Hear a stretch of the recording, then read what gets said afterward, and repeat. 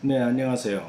오늘은 그 교통사고 후에 처음 그 병원에 이제 방문을 하게 됩니다. 여기에 대해서 그 병원을 방문하는 그 병원이 매우 중요하거든요. 그거에 대해서 한번 이야기하는 시간을 좀 갖도록 하겠습니다. 맨 먼저 그 교통사고 나게 되면 사고 현장에서 이제 병원으로 이제 이동하게 됩니다.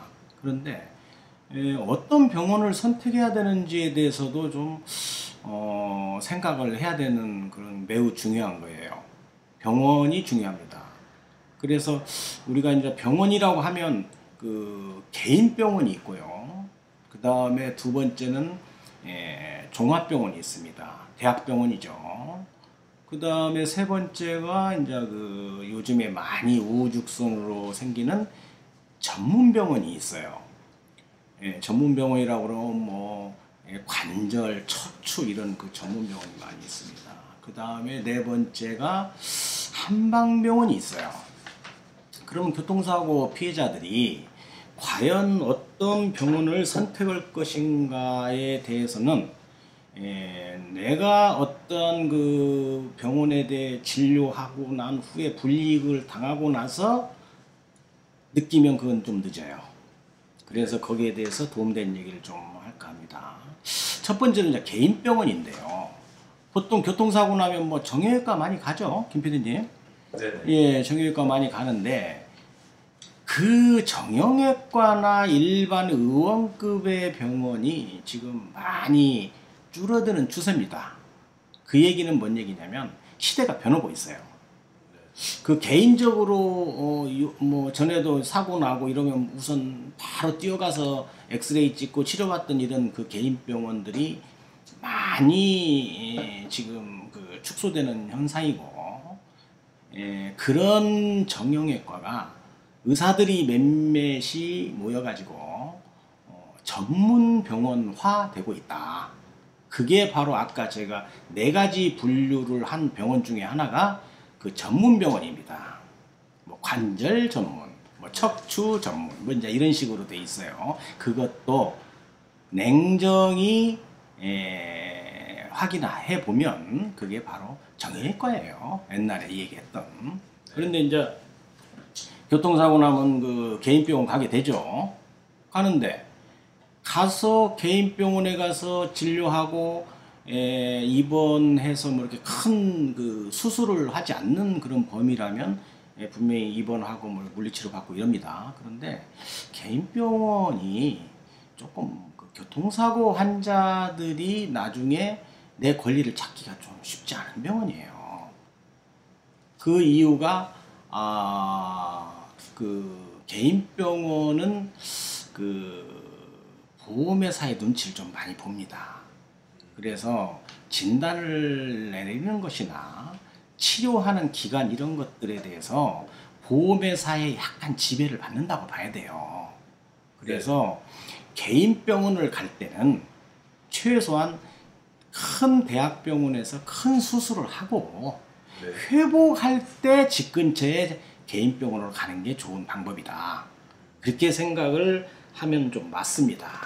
그래서 이제 두 번째는 이제 그 종합병원인데, 종합병원이라고 하면은 대학병원을 의미하는 겁니다. 뭐 이렇게 뭐 조그마한 그 뭐 개인들이 하는 그런 종합병원이 아니고 대학병원인데, 일단 교통사고 나서 뭐 출혈되고 골절되고 이러면 대학병원 무조건 가야 됩니다. 가서 대학병원에 응급실을 통해서 모든 내가 피해 입은 것을 좀 잘 관찰을 하고, 만약에 무거운 병이라 그러면 아마 대학병원에서 바로 입원을 시켜줍니다. 응급실을 통해서. 그런데 그렇지 않은 경우에는 이제 검사해서 특별한 골절이 없거나 할 때는 특별한 이상이 없으니 집 근처에 가서 개인적으로 물리치료나 이런 걸 좀 받으세요 하고 바로 응급실에서 이제 내보내게 되는 거죠. 그런데 왜 종합병원을 가는 게 좋느냐 하는 것은 보험회사의 어떤 그 압력이나 이런 거에 대해서 좀 자유로운 데거든요. 치료받거나 검사하거나 이런 것들에 대해서 조금 환자가 입을 그런 이익이 좀 많이 생기는 거죠. 개인병원 같은 경우에는 뭐 MRI 하나 찍는데도 상당히 그 어려움이 있어요. 네. 김 PD님 아시지만 그 뭐 MRI 하나 찍어주세요. 그러면은 뭐 보험회사에 연락을 해서 그쪽에서 오케이 사인이 떨어져야 된다는 등 이렇게 퍼미션을 맞는 게 힘들어요. 그런데 네. 종합병원의 교수들은 자신의 의지에 의해서 검사 같은 걸 다 할 수가 있어요. 그렇기 때문에 웬만하면 처음에 가는 병원을 교통사고 난다면 종합병원 응급실을 통하는 게 좋겠다. 거기에서 특별하지 않으면 그때 다시 개인병원으로 가는 것이 순서지 않느냐 이렇게 생각을 합니다. 네. 그 김 PD님도 그 전에 교통사고 나면 그런 걸 느끼죠. 과연 어느 병원으로 가야 될 것인가 네. 이제 이런 걸 느끼는데 일단은 개인병원보다는 종합병원 응급실을 택하는 것이 좋다. 그렇게 말씀하세요. 질문 하나 드립니다. 네네. 제가 예전에 그 발목을 뭐 교통사고는 아닌데 이제 스키 타다가 이렇게 발목을 다친 적이 있어요. 발목이 부러져서 수술을 했었는데. 그때 수술까지 했어요? 네. 그때 말씀하신 전문 병원급에서 했어요. 딱 얘기하신 뭐 이렇게 관절 전문 병원. 그렇죠. 근데 관절 전문 병원을 보통 가게 되는 계기가 종합병원에서 실제 치료할 때는 이제 환자가 원체 많으니까 기간이 오래 걸리거나 그리고 대기자가 많거나 뭐 그런 경우가 많이 있더라고요. 그런 부분 때문에 또 관절 전문 병원들이 그 관절 그 부분만 계속 하니까 또 나름 전문화돼 있지 않느냐. 그런 부분도 있지 않느냐 그런 관점에서 어떤 병원을 선택하는 게 괜찮을까요? 교통 지금 우리 김 PD님 얘기한 것은 내 스스로 다친 겁니다. 근데 교통사고는 대상이 있어요. 가해자가 있기 때문에 전문 병원보다는 대학병원이 좋습니다. 대상이 있기 때문에 대학병원이 더 좋다. 그렇죠. 거기에서 폭넓은 검사를 하고 그런 다음에 이제 다음 세컨다리로 두 번째 병원을 정하는 게 좋습니다. 그렇군요. 교통사고 나면 뭐 허리를 다쳤더라도 뭐 머리도 이렇게 부딪혔을 수도 있고 종합적으로 다 교통사고 나면은 이렇게 차가 탕 치잖아요. 그러면 보통 머리가 탕 움직이게 돼 있어요. 이것을 의학적으로 뇌진탕이라고 합니다. 그 뇌가 진탕, 한번 움직였다는 뜻이에요. 그러면 한번 움직이면 다 세포로 돼 있잖아요. 충격이 가게 돼 있어요. 그 안에서 막 피가 터져서 뇌출혈이 일어나야만 문제가 되는 게 아니고 그런 충격에 의해서도 분명히 데미지가 가거든요. 그렇기 때문에 심한 뇌진탕은 또 정밀검사가 필요합니다. MRI 같은 것도. 그래서 그 저번에 아까 그 말씀드린 대로 스키 타다 다친 거기 때문에 뭐 그렇게 선택했으면 뭐 잘 안 갑니다. 그 다음 됐죠? 그 다음에 이제 그 전문병원입니다. 세 번째. 이 전문병원은 그 전에 이제 이게 정형외과예요. 내놔야. 그런데 정형외과를 하다 보니까 외부의 힘에 의해서 상당히 그 스트레스를 많이 받는 병원이 돼버린 거예요. 뭐 보험회사의 영향력이 있다든가 이래서. 그래서 의사가 한 너댓 명이 모인다든가 5-6명이 모여서 전문병원을 차리는 거예요. 그게 요새 말하는 뭐 관절병원, 뭐 척추병원 이렇게 이제 많이 합니다. 근데 이 병원이 뭐 좋고 나쁜 것을 떠나서 약간 과잉 치료를 해요. 왜 그러냐면 좀 영리를 목적으로 합니다. 그러면 영리를 목적으로 한다는 것은 잘못하면 내가 그 대상이 될 수 있다는 거예요. 그래서 전문병원에서 수술을 해야 된다라고 생각을 하는 환자가 종합병원에 가서 교수를 만나서 검사를 해보면 이건 아직 수술 안 해도 됩니다. 이런 판정이 나오는 게 많아요. 그러면은 전문병원에서는 영리를 목적으로 하니까 교통사고 환자가 오면은 환자의 그런 어떤 그 진정한 심적인 것까지는 생각을 안 하고 일단은 뭐 조금 수술을 요할 수 있다면 바로 그냥 수술에 집행을 해버리는 거예요. 뭐 돈은 분명히 보험회사에서 나올 것이고 보험회사에서 지급보증을 안 하면 개인한테 받고 영수증 끊어주면 되잖아요. 그렇기 때문에 전문병원은 조금 우리가 좀 자제해야 되는 병원이 될 수도 있다. 물론 아까 말씀하신 대로 전문화돼 있기 때문에 그런 그 수술에 대한 그 노하우가 많이 있지 않느냐 이렇게 얘기를 하지만 역으로 말하면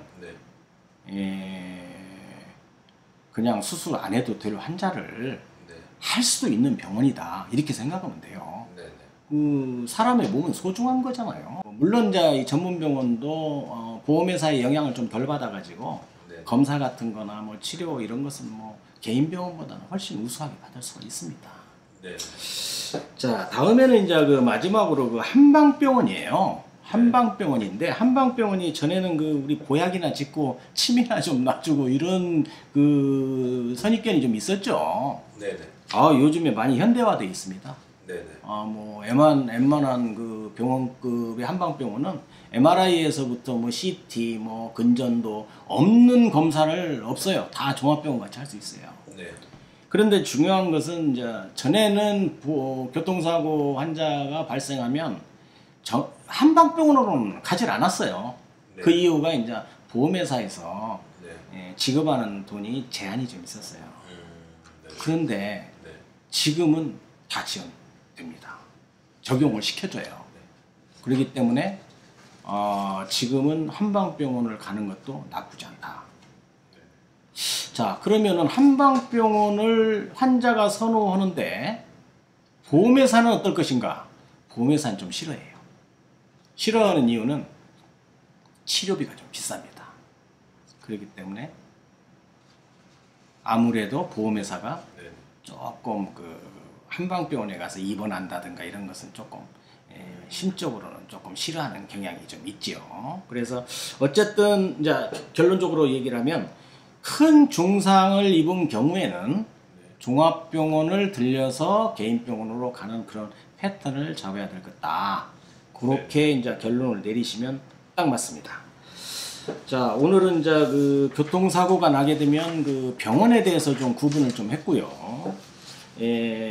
다음번 시간에는 우리가 그 병원에서 그 보험회사가 이제 그 나중에 그 합의를 하게 되면 그 후유증에 대해서 얘기를 좀 합니다.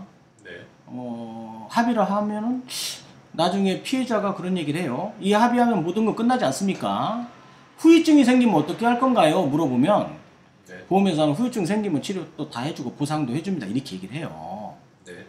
그거에 대한 진실을 좀 한번 좀 다뤄볼까 합니다.